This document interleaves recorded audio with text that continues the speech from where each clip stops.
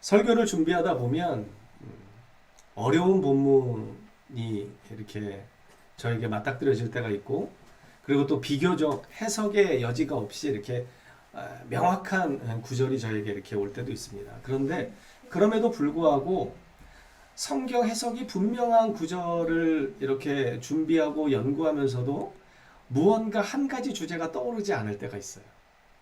또 때로는 반면에 어려운 난해 구절이 오더라도 하나님께서 주시는 그 어떤 인사이트가 있으면 설교가 그냥 정말 뭐 단 몇 분만 해도 이 설교 주제가 딱 잡히고 줄거리가 이렇게 생각이 되는 때가 있거든요. 오늘 사실 본문도 그렇게 어렵지 않은 구절입니다. 그리고 그렇게 난해한 구절이 별로 없는 본문입니다. 그런데 안타깝게도 며칠 동안 이 말씀을 묵상하고 연구했는데 하나님이 주시는 인사이트가 없는 거예요. 도대체 이 말씀을 어떻게 전해야 될까? 물론 하나님이 의도하신 말씀대로 전하는 것이 마땅하죠. 그럼에도 불구하고 제가 먼저 이 말씀 가운데 은혜를 누리고 하나님이 주시는 메시지를 발견해야 그래도 말씀을 전할 때 무언가 담대함이 있습니다. 그런데 어저께 밤까지도 주님이 주시는 그 어떤 인사이트가 없는 거예요. 아침에 일어나서 또 기도하고 또 말씀을 보는데 여전히 애매모호한 거예요. 어떻게 해야 될까? 물론 나름대로 공부를 한 그 전력이 있고 말씀을 봐왔던 이 경험이 있기 때문에 말씀을 전할 수는 있습니다. 그렇지만 그렇게 전하는 것이 참 부담스럽습니다. 그래서 또 저도 어쩔 수 없이 주님 앞에 이렇게 기도하게 된 것 같아요. 주님, 저를 불쌍히 여겨주시옵소서. 주님의 거룩한 말씀을 담아내기에는 제가 아무 능력이 없습니다. 그래서 오늘 이 아침에 좀 일찍 나와서 주님 앞에 기도했습니다. 주님, 저를 좀 도와주십시오. 제가 안들 얼마나 알겠고 주님의 마음을 이해한들 얼마나 이해하겠으며 하나님의 말씀을 깨닫는다고 해도 얼마나 깨닫겠습니까? 주님, 이 부족한 종에게 주님의 말씀을 이해할 수 있는 힘을 달라고, 그래서 전할 수 있는 담대함도 좀 주시라고 그렇게 기도했습니다. 네, 그래서 여러분 저의 말씀을 듣는 것이 아니라 언제든지 그렇지만 하나님의 말씀을 듣는다는 그 마음으로 오셨겠지만 오늘 여러분들도 기도하는 마음으로 그렇게 말씀을 들으셨으면 좋겠습니다.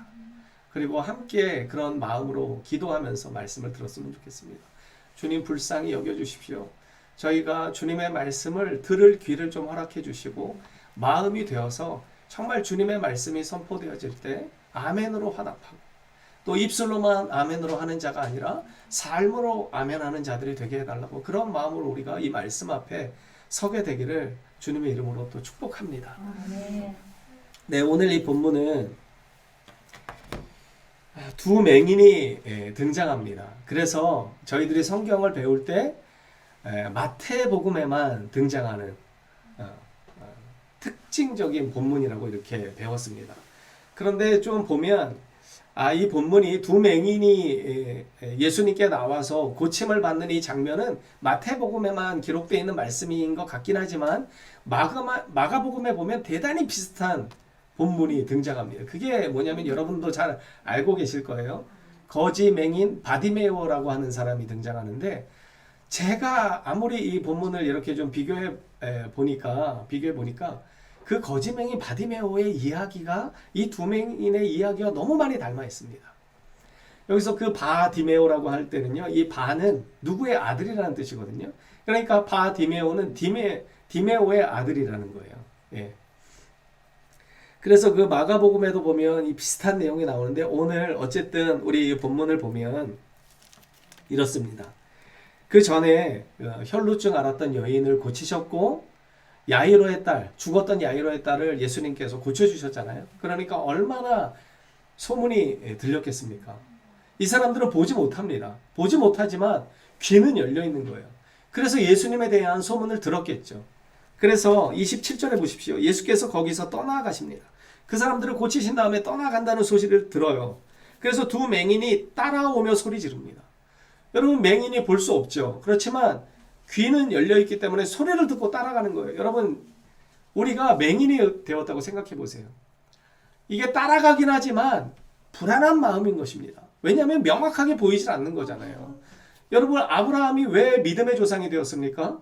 아브라함이 그 75세에 하나님이 부르실 때 어떻게 성경 기록하냐면 나아갈 바를 마땅히 알지 못하는데 주님의 말씀에 따라 나아갔다고 이야기하는 거예요. 그러니까 하나님께서 이 아브라함을 불러서 내 고향, 아버지, 친척 집을 떠나서 가라고 하실 때 여기를 떠나서 어디로 가라고 말씀하신 바가 아니고요. 그냥 떠나라고만 말씀하셨거든요. 그러니까 얼마나 막연한 거예요. 아브라함의 입장에서는 어디로 가야 할지를 모르는 채로 일단 떠나야 하는 거예요. 그런데 이 두 맹인의 입장에서도 그렇습니다. 소리는 들리지만 보이지 않기 때문에 불안과 두려움을 떨쳐내기는 대단히 어려운 상태입니다. 그렇지만 이 두 맹인은 어떻게 합니까? 두 맹인이 따라오면서 소리를 지릅니다.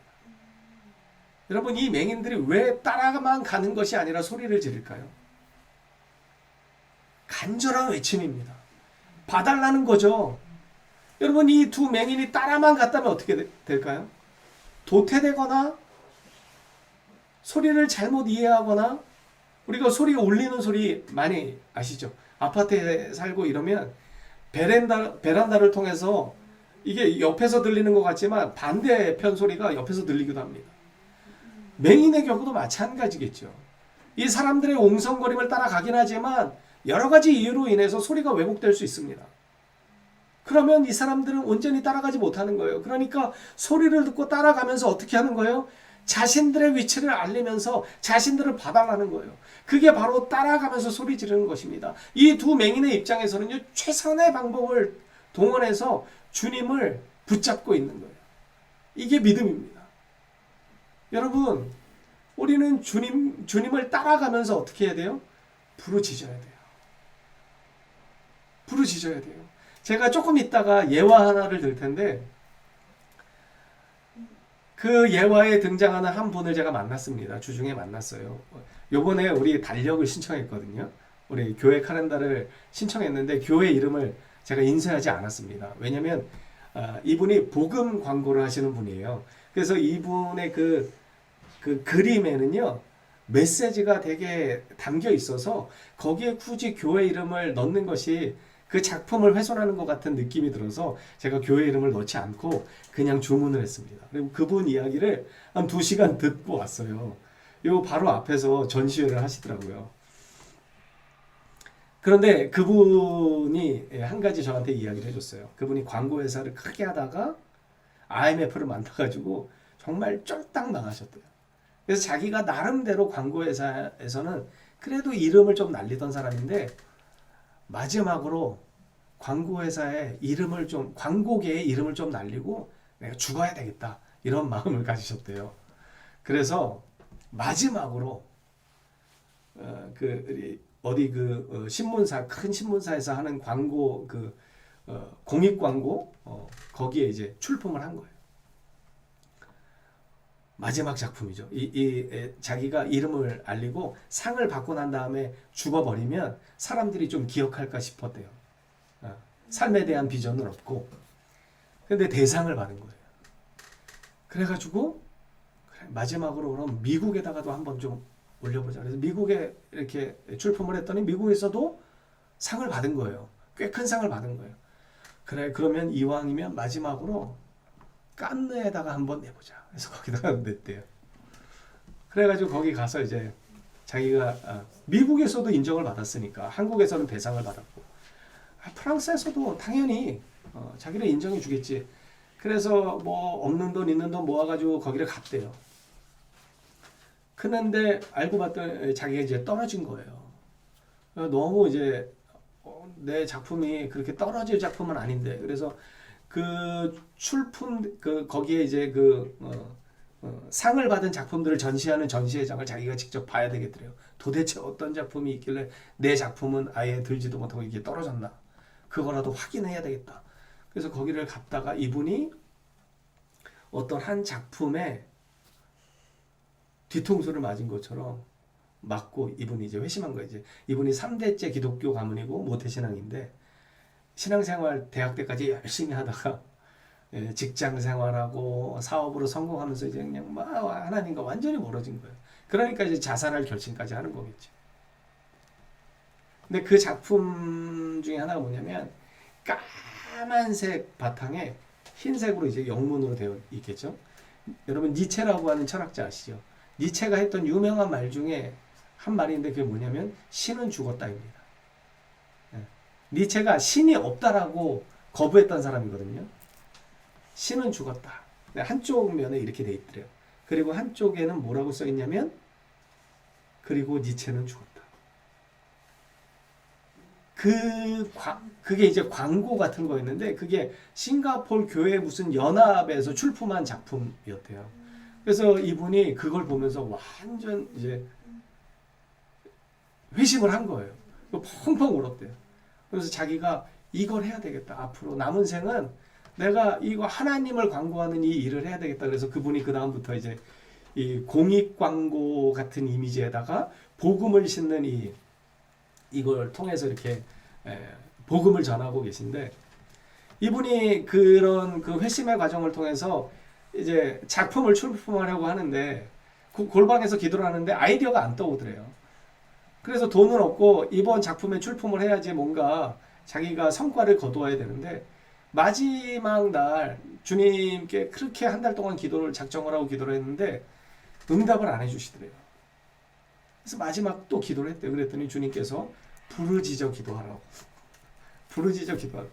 근데 부르짖는 기도가 안 나오니까 이분이 골방에서 기도하다가 냅다 머리통을 벽에다가 쳐 박았대요. 근데 거리 계산을 못하고 너무 세게 박은 거야. 거의 기절하다시피 해가지고 벌러덩 누워가지고 이게 무슨 꼴인가 하면서 아프기도 하고 눈물도 핑 돌고 그래서 막 엉엉 울었대요. 그리고 나서 주님이 그 엉엉 우는 사이에 갑자기 아이디어를 주셨대요. 음성이 들리더래요. 수위에는 주머니가 없다. 그래서 그거를 울다 말고 갑자기 일어나서 적었대요. 그래갖고 그분이 그 광고를 원래는 광고라는 게 미리 콘티를 짜고 뭐 사진이나 이런 작업을 하고 그래서 절대로 하루아침에 나오는 게 아니래요. 우리 미대 출신 우리 집사님도 계시지만 그게 그렇게 간단한 일이 아니래요. 그런데 오늘 새벽에 하나님의 음성을 들은 거예요. 수위에는 주머니가 없다. 그래서 그거를 수위 아시죠? 우리가 이제 죽으면 입고 가는 옷 수위 그 사진을 찍고 그 밑에다가 이제 그에 맞는 성경 구절 제가 기억이 안 나요. 그 성경 구절을 넣어서 출품을 한 거예요. 어떻게 됐을까요? 대상을 받았어요. 제가 그 울부짖어 기도한다는 것이 얼마나 주님께서 원하시는 기도인지를 여러분에게 좀 신뢰를 들어서 이렇게 설명해 드린 거예요. 그래서 우리 이번 다음 주에 이제 달력이 오는데 그분의 작품으로 된 달력이에요. 그래서 아마 여러분들이 그 달력을 보실 때 잘 생각해 보시면 참 은혜가 많이 됩니다. 그게 그냥 이렇게 잠깐 생각해가지고 떠오르는 아이디어로 만든 작품이 아니고요. 그 한 작품 한 작품을 기도하고 울고 하나님 앞에 메어 달리면서 얻은 아이디어로 출품한 거예요.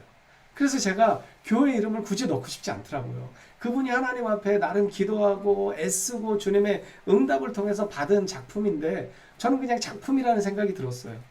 그래서 여러분도 이번에 우리가 그 전에도 달력을 이렇게 나눠드렸지만 이번에 달력을 받으면 좀 넉넉히 제가 일부러 그래서 주문했거든요. 가까운 분들한테도 전도한다는 생각으로 이렇게 좀 나눠주셨으면 좋겠어요. 자, 여러분 이 두 맹인이요. 그래서 소리 지르는 거예요. 간절함을 담아서 소리 지르는 거예요. 여러분 우리가 기도할 때 이렇게 기도해야 되는 거 아닙니까? 정말 외쳐 기도할 때 주님께서 우리의 기도를 들으십니다. 주님은 너희가 전심으로 나를 찾고 찾으면 나를 만나리라 분명히 말씀하셨어요. 두 맹인은 자신들이 눈은 보이지 않지만 자신들이 할 수 있는 최선의 방법을 동원해가지고 주님을 따라가고 있습니다. 주님을 애타게 부르고 있습니다. 어떻게 돼요? 우리가 너무나 잘 아는 것처럼 주님은 그들을 만나 주십니다. 자, 28절에 예수께서 그러면서 이 두 맹인이 뭐라고 그랬어요? 오늘 핵심, 불쌍히 여기소서. 여러분 주님 앞에 이렇게 기도하고 계십니까? 여러분 사람한테 아무리 가서 나 좀 불쌍히 여겨주세요 그러면 어떻게 할까요? 불쌍히 여겨주는 것 같지만요, 사람은 우리를 무시해요. 안 그런 것 같지만 무시합니다. 부끄럽지만 저도 누군가가 자기를 자꾸 불쌍히 여겨달라고, 자기를 자꾸 도와달라고 그러면요, 도와줄 수는 있지만 한쪽 마음이 어때요? 저와 동등한 사람으로 여기지 않아요. 저 사람은 도와줘야 되는 사람, 나보다는 뭔가 좀 부족한 사람, 이렇게 자꾸만 생각이 들어옵니다. 그런데 우리 주님은 어때요? 우리 주님은 그런 편견을 갖지 않으십니다. 우리 주님은 불쌍히 여겨달라는 이 간절한 그 믿음을 기뻐 받으시는 분이세요. 여러분 전에도 제가 그런 예를 들어드렸잖아요. 여러분이나 저나 서로 여러분들이 저를 만날 때마다 도움을 자꾸 구해요. 목사니까 당연히 그런 도움을 요청하는 게 마땅합니다. 그럼에도 불구하고 목사도요, 한 번, 두 번, 세 번, 네 번 볼 때마다 저한테 좋은 소식을 전해주지 않고 자꾸 아프다 그러고 자꾸 슬프다 그러고 자꾸 힘들다 그러고 자꾸 도와달라고 그러면요, 힘들어지는 거예요. 그게 사람의 한계입니다. 여러분도 마찬가지일 거예요. 제가 목사이지만 제가 여러분들을 만날 때마다 자꾸만 도와달라고 그래요. 교회가 어렵습니다. 헌금 좀 많이 하세요. 봉사 좀 많이 하세요. 교회 와서 좀 뭐라도 하세요. 교회를 향해서 마땅한 요구입니다. 그럼에도 불구하고 제가 여러분들을 만날 때마다 자꾸만 부담되는 그 부탁을 드리면 여러분들도 저를 아마 부담스러워 하실 거예요. 그래서 사람 간에는 지혜가 필요한 거예요. 적정한 선을 유지하면서도, 긴장 관계를 유지하면서도 또 친밀한 관계를 유지해야 되고, 그 친밀한 관계를 유지하면서도 서로 어떤 그 적정한 거리를 유지하고 예의를 지켜야 되기 때문에 대단히 쉽지 않은 것이 사람의 관계입니다. 그런데 우리 주님과의 관계에서는요, 이런 것 저런 것 따질 필요가 없어요. 계산할 필요가 전혀 없습니다. 저는 그래서 주님이 너무 좋습니다. 여러분 그렇지 않으십니까? 주님과는요, 거리를 계산할 필요가 없어요. 사람과는요, 거리를 계산해야 합니다. 30cm 안에 들어와도 되는 사람이 있고요, 1m 이상 간격을 둬야 되는 사람의 관계가 다 다릅니다. 여러분이 저의 사모 말고 저와 집사님이 30cm 안에 거리 안에 있으면 될까요? 안 될까요? 안 돼요. 사고가 터지고 이상한 소문이 납니다. 아시겠어요? 저와 사모가 1m 이상의 간격을 계속 두고 삽니다. 되겠어요? 안 되겠어요? 안 됩니다. 안 됩니다. 우리는 부부예요. 한 몸으로 하나님이 맺어주신 부부예요. 30cm 안으로 더 들어가야 돼요. 우리 윤희 얘기하면 또 튀어나오겠죠? 우리 윤희가 우리 두 사람이 손만 잡아도 막 떨어지라고 막 이상한 짓 하지 말라고 손을 막.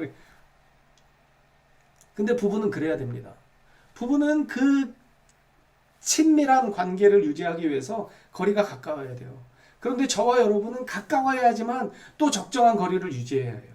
그게 건강한 관계를 유지하는 방법입니다. 그런데 주님과 우리의 관계는 그렇지 않아요. 여러분 주님과 우리의 관계도 부부의 친밀함 같이요, 30cm 안으로 더 깊이 들어가야 됩니다. 여러분 이 두 맹인이 했던 것이 그 방법이에요. 따라가면서 소리를 지르고 그러면서 뭐라고 이야기해요? 불쌍히 여겨주세요. 이 한마디가 주님의 마음을 움직입니다. 불쌍히 여겨주세요. 여러분 누가 이렇게 불쌍히 여겨달라고 고백할 수 있습니까? 낮아진 자예요. 가난한 자는 이렇게 기도할 수 있습니다. 여러분 예수님이 왜 바리새인들을 그렇게 경멸하셨습니까? 그들은 가난하지 않았어요. 그들은 언제나 높은 자리에 있었습니다. 그래서 주님 앞에 불쌍히 여겨달라는 이야기를 하지 못하는 거예요. 주님을 보면서도 소리 지르지 못하고 그저 따라가기만 할 뿐이에요. 먼 발치에서. 그래서 주님이 맹인들, 거지들, 창기들, 세리들 그들과 함께 식사를 하며 아름다운 교제를 나눌 때 바리새인과 서기관들은 어디 있었어요? 밖에 있었어요. 그리고 얘기했어요. 왜 너희 선생은 죄인들과 함께 식사를 하는가? 따져 묻기만 했습니다. 오늘 본문도 우리가 읽진 않지만 35절에 볼까요? 34절에 이렇게 이야기합니다. 바리새인들은 이르되 그가 귀신의 왕을 의지하여 귀신을 쫓아낸다 하더라. 판단하기에 급급합니다. 왜 판단하기에 급합니까? 주님이 어떠한 분이신지를 모르는 거예요. 오늘 이 두 맹인은 어떻게 고백하냐면요. 이렇게 고백합니다. 다윗의 자손이요. 여러분, 다윗의 자손은 어떠한 의미가 있을까요? 이사야 11장에 보면요. 이 다윗의 자손은 바로 메시아를 상징합니다. 이 새 줄기에서 나오는 자, 그가 하나님의 모든 동산을 회복할 것임을 이사야 선지자를 통해서 말씀합니다. 그러니까 이 두 맹인의 간절함의 이 소리 지름에는요, 예수님이 누구신지를 분명히 깨달은 영적으로는 눈뜨여진 자들의 고백이에요. 그래서 다윗의 자손이요 이렇게 고백하는 거예요. 그리고 그 메시아 앞에 그들은 이것저것 계산하지 않습니다. 오직 주님 앞에 이렇게 고백하는 거예요. 불쌍히 여겨주시옵소서. 여러분, 사람한테 불쌍히 여겨달라고 그러면 무시당하기 쉽습니다. 거절당하기 쉬워요. 그런데 우리의 왕이 되시고 참 구세주가 되시고 소망이 되시는 그 주님께는요, 우리 이렇게 기도해야 합니다. 이렇게 부르짖어야 해요. 가난한 마음 되어서 정말 도와주십시오. 주님 아니고서는 내가 살 방법이 없습니다. 그렇게 기도하셔야 됩니다. 여러분, 그렇게 기도하면서 나아가야 돼요. 내가 주님이 아니어도 다른 방법을 자꾸만 계산해 놓는 것, 이것이 중언부언하는 것이고요. 다른 마음을 품는 것이고 간음하는 것입니다. 여러분, 다른 방법을 차단해 두세요. 여러분, 일부러 그렇게 차단해 두세요. 여러분, 그 재수하는 학생들 중에 그런 학생들이 있어요. 한 학교에 적을 두고 휴학을 하고 재수를 합니다. 제가 이 통계를 보진 않았지만 제 주변에 이렇게 좀 알고 있는 그 학생들을 보면, 후배들을 보거나 우리 친구들을 보면, 그런데 학교를 그만두고 완전히 학교를 그만두고 재수를 하는 학생들은요 더 열심히 합니다. 그런데 휴학을 하고 재수를 하는 학생들은요 하다가 포기하는 사람들이 되게 많아요. 왜냐면 돌아갈 곳이 있기 때문이죠. 여러분, 기도할 때는요 돌아갈 곳이 있으면 안 돼요. 주님 밖에는 없어야 됩니다. 이 두 맹인이 하는 것이 바로 그거예요. 그래서 예수님이 어떠한 분이신지를 깊이 깨닫고 그들이 주님을 향해서 불쌍히 여겨달라고 기도하는 거예요. 그러니까 주님이 반응하시기 시작합니다. 뭐라고 말씀하십니까? 28절 우리 함께 읽겠습니다. 시작. 예수께서 집에 들어가심에 맹인들이 그에게 나아오거늘 예수께서 이르시되 내가 능히 이 일할 줄을 믿느냐? 대답하되 그러하오이다. 네, 믿습니다. 주님이 다시금 그 믿음을 확인하십니다. 알고 계시면 다시금 확인하시는 거예요. 그리고 이 본문을 읽는 우리에게도 믿음이 필요하다는 것을 주님은 강조하시는 것입니다. 그랬더니 29절에 예수께서 그들의 눈을 만지시며 이르시되 너희 믿음대로 되라. 뭐라고 말씀하세요? 너희의 믿음대로 되라. 여러분, 이 두 맹인의 이 주님을 따름과 소리 지름과 이 다윗의 자손 예수여 우리를 불쌍히 여겨달라고 하는 이 고백은요 정말 온전한 믿음 안에서 나오는 것입니다. 예수님이 누구이신지를 분명히 깨달은 거예요. 여러분, 이사야 55장 6절에 이렇게 우리에게 권면합니다. 너희는 여호와를 만날 만한 때에 찾으라. 가까이 계실 때에 그를 부르라. 여러분, 주님은 우리와 가까이 계십니다. 지금 주님을 찾을 때이고 부르짖을 때입니다. 여러분, 부르짖으십시오. 사람에게 의지하지 마시고 주님께 나아가 그 주님의 도우심을 구하시면서 불쌍히 여겨달라고 기도하십시오. 주님이 우리를 불쌍히 여기시면 그것이 해답이 됩니다. 주님이 우리를 불쌍히 여기시면 그것이 우리에게 참된 해결이 됩니다. 여러분, 여기 보십시오. 그래서 예수님께서 믿음대로 되라 하시니 30절에 보니까 그 눈들이 밝아진지라. 예수께서 엄히 경고하시되 삼가 아무에게도 알리지 말라 하셨으나 어떻게 합니까? 그들이 나가서 예수의 소문을 그 온 땅에 퍼뜨리니라. 여러분 이 두 맹인의 입장에서 어떻게 입을 다물 수 있고 어떻게 그것을 감출 수 있겠습니까? 여러분 우리는 두 맹인과 같은 감격을 갖고 살아야 하는 자들입니다. 우리는 허물과 죄로 죽었던 사람들입니다. 여러분 야이로의 딸이 죽었다가 살아났습니다. 그것을 경험한 그 딸이 어떻게 살았을까요? 그리고 그것을 본 목격자인 야이로는 어떻게 살았으며 그 야이로의 회당장의 집에서 일했던 그 종들은 또 어떻게 살았을까요? 저는 성경에 그 사람들의 그 후를 기록하고 있지 않지만 그들은 분명히 예수 그리스도의 능력을 힘입어 살았을 것이고 예수 그리스도를 전하며 살았을 것이라 생각해 봅니다. 여러분 하나님의 능력을 친히 경험한 사람들은요 그 입을 다물 수 없는 것입니다.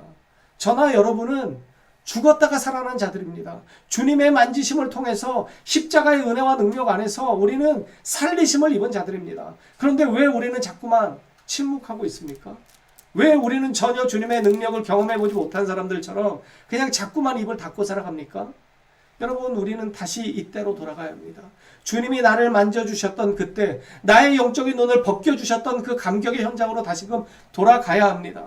그래서 그 감격을 회복해야 합니다. 그래서 그 감격으로 우리는 예수 그리스도의 은혜를 고백하며 살아야 합니다.